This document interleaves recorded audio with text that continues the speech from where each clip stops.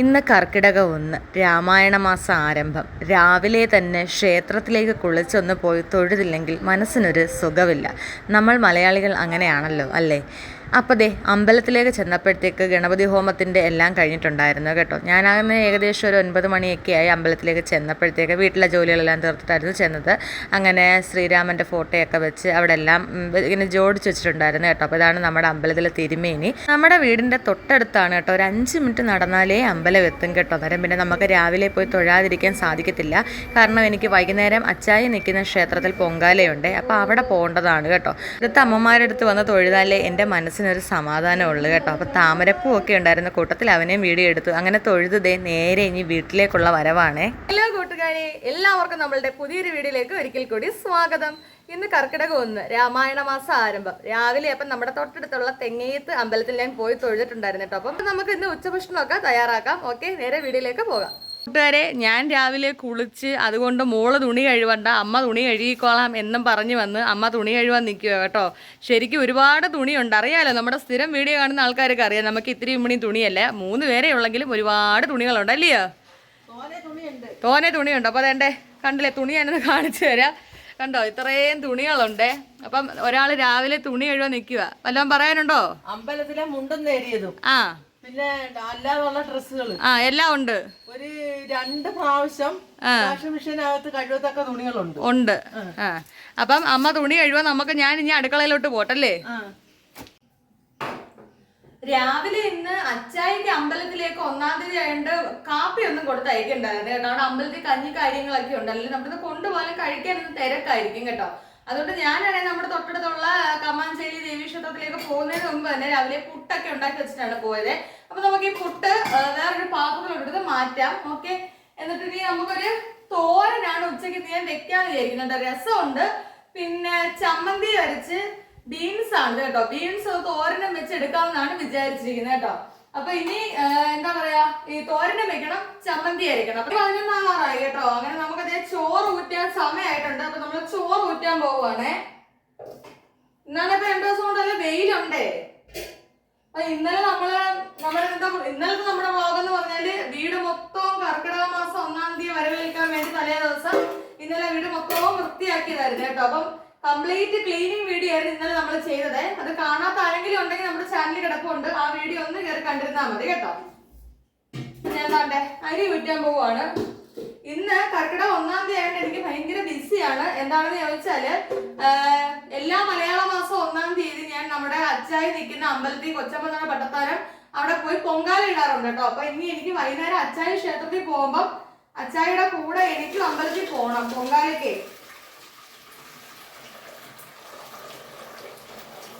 നമ്മൾ അരി ഒന്ന് ഊറ്റുവാണ് കേട്ടോ. ഞാൻ പകുതി കഞ്ഞവെള്ളം അങ്ങ് പുറത്തോട്ട് കളയുവേ. അമ്മയാണെങ്കിൽ തുണി കഴുകാൻ പോകുന്നതിന് മുമ്പ് ബീൻസ് സവാള എല്ലാം അരിഞ്ഞു വെച്ചിട്ടാ പോയത് കേട്ടോ. അപ്പൊ ഞാൻ ഇനി ഇത്തിരി പാത്രം ഉണ്ട് കഴുകാൻ. നമുക്ക് 2 കറി വെക്കണമെങ്കിൽ അറിയാലോ, പാത്രങ്ങൾ കഴുകി അടുക്കള വെക്കുന്നതാണ് എപ്പോഴും പറയാനുള്ള ഒരു ബുദ്ധിമുട്ടെന്ന് പറഞ്ഞാലേ.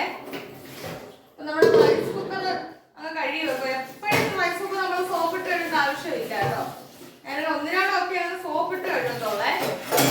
നേരെ അങ്ങ് വെയിലത്തോട്ട് വെക്കുക. അപ്പൊ നമ്മളെ ബീൻസ് തോരൻ വെക്കാനുള്ള പരിപാടിയിലാണ്. ബീൻസ് കഴുകിയാണ് അമ്മ അരിഞ്ഞു വെച്ചത്. അപ്പൊ ബീൻസും പിന്നെ സവാളയും കൂടെ നമ്മൾ ഒരു കുഞ്ഞു ചീനിച്ചട്ടിയിലേക്ക് ഇട്ട് കൊടുക്കുക കേട്ടോ.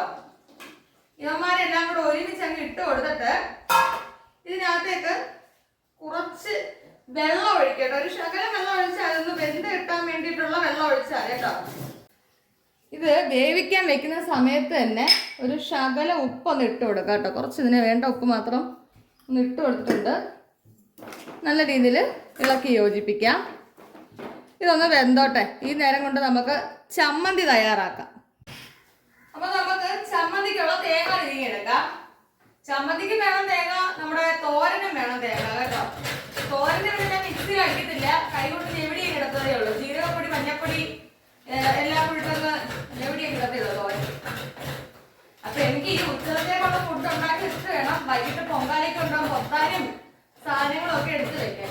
ബാക്കിയുള്ള സാധനങ്ങളൊക്കെ പിന്നെ അച്ചായി അമ്പലത്തിന് വരുമ്പോ അരിയും ശർക്കരയൊക്കെ കൊണ്ടുവരും കേട്ടോ. നമ്മളെല്ലാ മലയാള മാസം പൊങ്കാല ഇടുന്നതാണേ. ഞാൻ ആൾക്കാരെ നമുക്ക് കൊടുത്ത് തീർത്തിട്ടേ വീട്ടിൽ വരുത്തുള്ളൂ. പിന്നെ അമ്മ അമ്പലത്തിൽ വന്നില്ല എന്നുണ്ടെങ്കിൽ അമ്മയ്ക്ക് കഴിക്കാനായിട്ട് ഒരു അടുക്ക് പാത്രം ഞാൻ കൊണ്ടുപോകും. അതിനകത്ത് ഇച്ചിരി പായസം എടുത്തോണ്ടെങ്കിൽ വരുന്നതേ ഉള്ളൂ. അപ്പൊ തേങ്ങ ഒന്ന് തിരുങ്ങട്ടെ. നമ്മൾ ചമ്മന്തി അരയ്ക്കാൻ പോവുകയാണേ. തേങ്ങ എടുത്തിട്ടുണ്ട്, കുഞ്ഞുള്ളി എടുത്തിട്ടുണ്ട്. എല്ലാവർക്കും ചമ്മന്തി അരയ്ക്കാൻ അറിയാം, എന്നാലും നമ്മൾ ഒന്ന് കാണിക്കുന്നേ ഉള്ളൂ കേട്ടോ. അതെ, ആവശ്യത്തിന് മാത്രം പിഴുപുളി വെച്ച് കൊടുത്തിട്ടുണ്ട് കേട്ടോ. അടുത്തതെന്ന് പറഞ്ഞതാ ഉപ്പിട്ട് കൊടുക്കുന്നുണ്ട്, മുളക് പൊടി ഇട്ട് കൊടുക്കുക കേട്ടോ. നമ്മളിഞ്ഞ് മുളക് മേടിച്ച് പൊടിക്കണേ, അത് കടയിൽ നിന്ന് മേടിച്ച മുളക് പൊടിയാണ്. അപ്പോൾ അവനെ ഒന്ന് അരച്ചെടുക്കാം.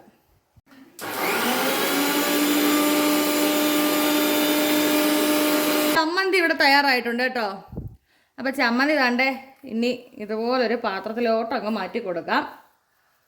ഇവിടെ ആണെങ്കിൽ ഇടയ്ക്ക് മഴക്കാറ് വരുന്നുണ്ട്, ഇടയ്ക്ക് ഇങ്ങനെ വെയിൽ വരുന്നുണ്ട്. അതുകൊണ്ട് തുണി ഇട്ടാൽ നമുക്ക് ടെൻഷനാണ് കേട്ടോ. ചമ്മന്തി കൈ കൊണ്ടൊന്ന് ഉരുട്ടി കൊടുക്കാം കേട്ടോ. അപ്പം നമ്മുടെ നല്ല അടിപൊളി ചമ്മന്തി കേട്ടോ. എനിക്കാണെങ്കിൽ ചമ്മന്തിയും പിന്നെ പുളിശ്ശേരിയൊക്കെ ഉണ്ടെങ്കിൽ അതൊക്കെ മതി ചോറ് കഴിക്കാൻ കേട്ടോ. അപ്പോൾ ദേ ചമ്മന്തി ഇവിടെ തയ്യാറായിട്ടുണ്ട്, അടച്ചു വെച്ചിട്ടുണ്ട്. നമ്മളെ ബീൻസ് വേവിക്കാൻ വെച്ചല്ലോ, അത് ആ വെള്ളമെല്ലാം കംപ്ലീറ്റ് പറ്റിയിട്ടുണ്ട് കേട്ടോ. ഇനി ഇതാ ഈ കാണുന്ന പാത്രത്തിലോട്ടങ്ങ് മാറ്റാം. എന്നിട്ട് വേണം നമുക്ക് ഇവനെ ഒന്ന് കടുവ വറുത്തെടുക്കേണ്ടതേ. കണ്ടോ, വെള്ളമെല്ലാം നല്ല രീതിയിൽ അങ്ങ് പറ്റിയിട്ടുണ്ട്. ചീനിച്ചട്ടി വെച്ചു, എണ്ണ ഒഴിച്ചു, ഇതിന് ആവശ്യമായ കടുക് ഇട്ട് കൊടുക്കണം കേട്ടോ. മിക്സിയുടെ ജാറിലൊന്നും ഈ അരപ്പ് ഞാൻ അരച്ചിട്ടില്ല കേട്ടോ. തേങ്ങ, മഞ്ഞൾപ്പൊടി, ജീരകപ്പൊടി ഇട്ട് കൈ കൊണ്ടൊന്ന് ഞെവിടി എടുത്തതാണേ.